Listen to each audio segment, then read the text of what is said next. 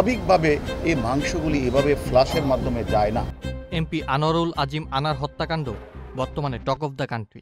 তার মৃত্যুর কারণ ও মৃতদেহ খুঁজে পাওয়া নিয়ে জনমনে নানা প্রশ্ন ঘুরপাক খাচ্ছে। ইতোমধ্যে তার মৃত্যু নিয়ে উঠে আসছে নানা চাঞ্চল্যকর তথ্যগুলো যে কোনো থ্রিলার সিনেমার গল্পকেও হার মানায়। তদন্তে বেরিয়ে আসছে অনেকগুলো রহস্যময় চরিত্র, আলোচিত হচ্ছে স্বর্ণ চোরাচালান সহ নানা চাঞ্চল্যকর বিষয়। শুরুতেই মাস্টারমাইন্ড আনারের বাল্যবন্ধু শাহিন ও হানি ট্র্যাপ হিসেবে কথিত মডেল শিলাস্তি রহমানের নাম আসলেও দিন পার না হতেই বেরিয়ে আসছে আরও নতুন কিছু নাম। শিলাস্তিকে দিয়ে মূল দাবার গুটি চাললেও তালিকায় আছে কলকাতায় গ্রেপ্তার কসাই জিহাদ হাওলাদার ও নেপালে পলাতক ভোলার মোহাম্মদ সিয়াম হোসেন। 3 हफ्तों से मिसिंग है। 2 अक्टूबर को सैम तुम्हें मिलने तुम्हारे घर आया था? नहीं तो।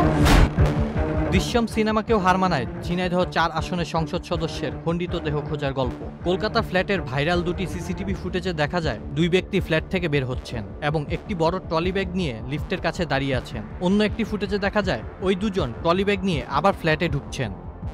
ভারতীয় গণমাধ্যম এনডিটিভি ও ভারতীয় গোয়েন্দা সংস্থার বিবৃতিতে জানা যায় সিসিটিভিতে দেখানো সেই ট্রলি ব্যাগে ভরা ছিল এমপি আনারের লাশের খণ্ড বিখণ্ড অংশ। হাড়গুলোকে ছোট ছোট টুকরো করে কেটে ফেলা হয়েছিল এবং চামড়াও ছাড়িয়ে নেওয়া হয়েছিল। এমন নৃশংস কাজটি সম্পন্ন করে কসাই জিহাদ নামে ভাড়াটে খুনি। 5 কোটি টাকায় সম্পন্ন হয় সেই কাজ। তারপর ট্রলি ব্যাগে প্যাকেটগুলো ভরে ফ্ল্যাট থেকে বের করে নিয়ে কলকাতার বিভিন্ন অঞ্চলে ফেলে দেয় খুনিরা। ভিডিও ফুটেজে দুই ব্যক্তিকে দেখা যায়, তাদেরকেই এমপি আনারের কন্ট্রাক্ট কিলার হিসেবে বলা হয়। শুরু হয় কলকাতার জলাশয়গুলোতে এমপি আনারের দেহের খণ্ড খোঁজার অভিযান। কলকাতা সঞ্জীবা অ্যাপার্টমেন্টের সেপটিক ট্যাঙ্ক থেকে 28 মে বেশ কিছু মাংসের টুকরো উদ্ধার করার কথা জানায় পুলিশ। তারপর ঘটনা আরও নাটকীয়তায় রূপ নেয়। প্রাথমিকভাবে ধারণা করা হয় এটা আনারের দেহের অংশ। ডিএনএ পরীক্ষার জন্য অংশগুলো ভারতের কেন্দ্রীয় ফরেন্সিক ল্যাবে পাঠানো হয়। সেপটিক ট্যাঙ্ক থেকে পাওয়া মাংসের টুকরো এবং চুল সংসদ সদস্য আনোয়ারুল আজিমের কিনা তা পরীক্ষার জন্য কলকাতায় যাবেন তার মেয়ে ডরিন।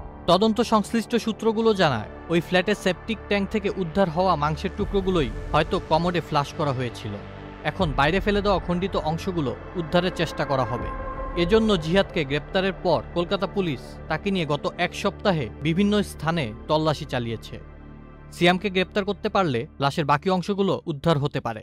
সিয়াম নামক চরিত্র নিয়ে তৈরি হয়েছে নতুন রহস্য। মোহাম্মদ সিয়াম হোসেনের বাড়ি ভোলার বোরহানউদ্দিনে। এলাকায় সবাই তাকে সাগর নামে চেনে। আনার হত্যায় এতগুলো চরিত্রের নাম আসলেও হত্যার মূল কারণ রয়ে যাচ্ছে অজানা।